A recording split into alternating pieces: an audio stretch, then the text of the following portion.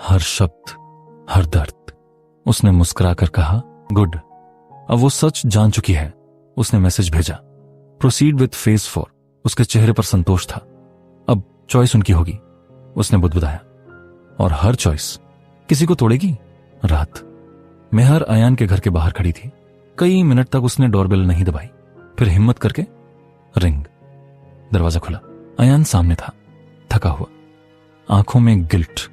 दोनों एक दूसरे को देखते रह गए। तुम यहां क्यों आई हो? अयान ने पूछा। क्योंकि अब भागने से कुछ नहीं बचेगा, मेहर ने कहा। अंदर बैठते ही खामोशी फैल गई। तुमने मुझे छोड़ा, मेहर ने कहा। मुझे चूज करने का मौका दिए बिना? अयान की आवाज टूट गई। मैं तुम्हें खोना नहीं चाहता था, तो तुमने मुझे छोड़ दिया? मेहर की आंखों से आंसू गिर पड़े। यह कैसा प्यार था अयान? अयान खड़ा हो गया। मैं डर गया था। उसने स्वीकार किया। दिवराज, मेरी मां, आ रहा हो। सब कुछ मेरे सिर पर गिर रहा था। मेहर ने शांत लेकिन दर्द से भरे स्वर में कहा, और मैं तुम्हारी लड़ाई का हिस्सा नहीं थी। अयन के पास कोई जवाब नहीं था। माओ ने हमें बचाने के लिए सच छुपाया। मेहर बोली, और तुमने मुझे बचाने के नाम पर मुझसे सच छुपा लिया। उसने गहरी सांस ली। सब एक जैसे हो अयान, ये शब्द अयान के लिए सबसे बड़ी चोट थी। अयान ने मेज पर रखी डायरी उठाई।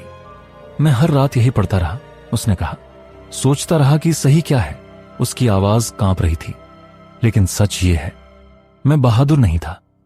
मेहर ने धीरे से कहा, प्यार में बहादुरी का मतलब साथ खड़ा रहना होता है। अयन की आंखों से आंसू गिर गए। अगर अब भी देर हो गई हो। मेहर ने उसकी तरफ देखा। यह मैं तय नहीं कर सकती, उसने कहा।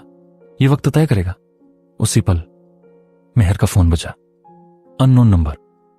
उसने कॉल उठाई। देवराज की आवाज। तुम दोनों साथ बैठे हो ना? उसने शांति से पूछा। अयन की आंखें फैल गईं। तुमने मदर्स का सच जान लिया, देवराज बोला। अब आखिरी सवाल बचता है। कौन सा? मेहर ने पूछा। जब अगला सच सामने आएगा, देवराज ने कहा।